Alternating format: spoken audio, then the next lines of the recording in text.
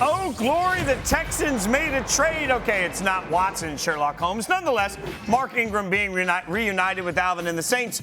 Almost as awesome as Alvin and the Chipmunks. Ingram heads to the Saints. The teams will exchange late-round picks in the deal. We'll see what that means for their running game moving forward. But what we know for their locker room is that Brandon Cooks not particularly happy about it. He's big mad. Went to Twitter to express his thoughts on the trade. Kept it short and sweet. This is BS. Such a joke. He's giving us his emotion, his thoughts on the deal. I appreciate his thoughts, although does it matter? I don't know. No. In other NFL news, on the eve of their biggest game of the season to date, that would be last night, the undefeated Arizona Cardinals lost one of their most important defensive players. His name, J.J. Watt. Their defensive end will undergo what is likely to be season-ending surgery, shoulder surgery, that is, sources tell ESPN's Adam Schefter. No date has been set for the procedure. All right, so we'll get to them in a second, but we're going to get right now to Louis Riddick, NFL analyst, joining us. And Louis, look, I lived in Nashville for 20 years. Titans fans are constantly in my mentions about not getting enough respect. They got the Colts coming in this weekend. How does anybody stop Derrick Henry at this point? Yeah, it's all about winning the line of scrimmage, to be honest with you, Fitz. I mean, that's really where it starts.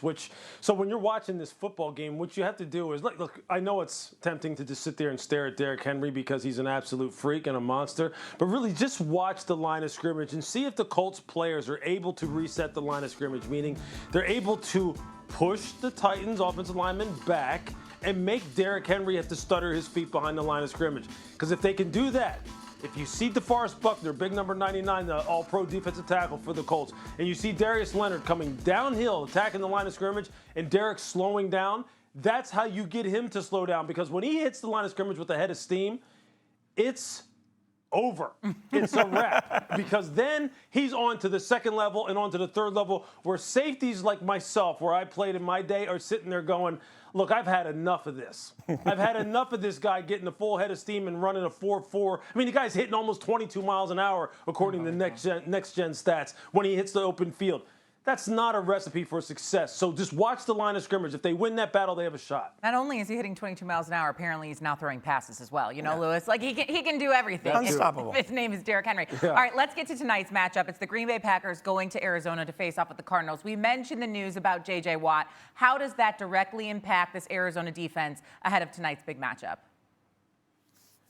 Yeah, I think it impacts them even more off the field than on the field. And that's not to be disrespectful to J.J. Watt, who was as determined as ever to have a career year this year when we talked to him in the preseason. But what I mean as far as off the field is concerned, they brought him there for his leadership. They brought him there for moments like this because they anticipated having the kind of success that they were having right now. They really did. They had a lot of self-belief down there. They wanted him to provide that presence for the rest of this young roster to say, look, despite the fact that we're off to a nice start, we need to keep the main thing. Keep focusing in on the process. Don't start thinking ahead about what it's going to be like once we get into the playoffs because we're not there yet. They wanted him to be that guy who kind of kept things in perspective for them.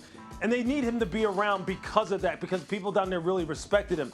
Now, as far as how they're going to miss him on the football field, of course they'll miss this guy because he can still come up with the big one-on-one stops in the run game, and he will beat an offensive guard and an offensive tackle from time to time in pass rush.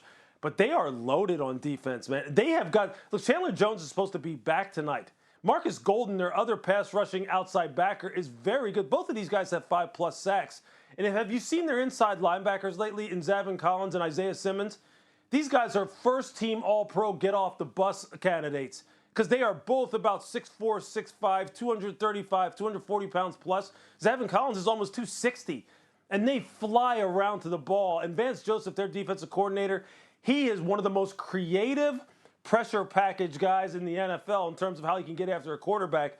So Aaron Rodgers is going to have a tough night. There's no doubt about that, even without J.J. Watt on the field. Well, you mentioned the tough night. I mean, part of what's going to contribute to that is obviously no Adams, no Lazard. So how does Green Bay manufacture offense without such weapons? Mm-hmm. Yeah, it's all about Aaron Jones tonight for sure. Aaron Jones and Robert Tonyan, the tight end, the running back and tight end. Aaron Jones has to have an Alvin Kamara-like night in terms of his usage, meaning he's going to run the ball from a traditional alignment out of the backfield in one-back sets. Heck, he may even run it from a two-back set when they put a tight end in the backfield and make it look like regular personnel. So But I just don't know how much success he's going to have there, given the fact that this Arizona Cardinals defense is as good as it is. It's going to really be about the screen game, which is going to need to be utilized to perfection by Matt LaFleur, the head coach, to really slow down what is a very good pass rush. And then him catching the ball out of the backfield, running traditional routes, running what they call the halfback choice routes. Look, you saw Alvin Kamara do on the Monday night game against Seattle just a couple of days ago. And then flexing him out like a wide receiver and letting him match up against linebackers and safeties one-on-one in the open field, which he has shown you in the past that he's as good as any running back in the NFL. So he's going to have an all-pro night. Tunyon's going to have an all-pro night at tight end.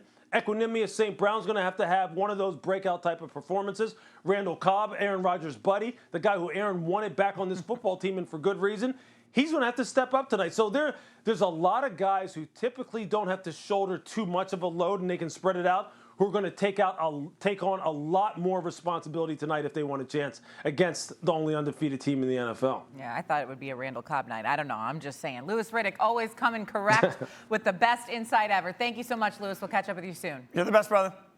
You bet. Thank you. All right. See ya.